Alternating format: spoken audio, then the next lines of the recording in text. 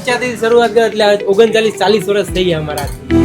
આ દિવાળીમાં સુરતમાં ક્યાં ક્યાં કઈ વસ્તુ ફેમસ મળે છે ને આપણે આખું એક્સપ્લોર કરવાના છે સુરતને ખાણીપીણીની બાબતમાં. પાઉં શરૂઆત જ પપ્પાએ 1985 માં કરેલી. 50 પછી છોકરાઓને ખવડાવવા માટે સાધના સ્કૂલથી શરૂ કર્યું. સાધના સ્કૂલે ખવડાવતા એટલે પછી ત્યાંથી છૂટીને અહીંયા ટોકીજ હતી બપોર પછી ટોકીજ થી લઈ રાતના 11:30-12 વાગ્યા સુધી ટોકીજે ખવડાવતા. અત્યારે આપણે આવી ગયા છીએ ખાખીના મસાલા પાઉં ખાવા, જ્યાં 50 પૈસાના મસાલા પાઉંથી 40 વર્ષ પહેલા શરૂઆત કરી હતી.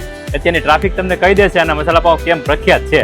1985 આજ 50 પૈસાનું એક પાઉં 3 વાગે ચાલુ કરીએ અને સાંજે 7-7:30 વાગે પૂરું. અને રોજે રોજનો ફ્રેશ માલ અને લીલો જ મસાલો જે ઘરે ખાઈએ. જાજા ભાગના ઘરાક અત્યારે એ જ છે અને પપ્પાએ જ શરૂઆત કરી. પાઉં ત્યારે લગભગ હતા જ નહીં. દાબેલી વડાપાઉં નહીં હતું ત્યારે. અને સુરતમાં બીજી કઈ વસ્તુ ક્યાં ફેમસ મળે છે ને ચોક્કસથી કોમેન્ટ કરજો. અમે ત્યાં પણ ચોક્કસ જવાના છીએ.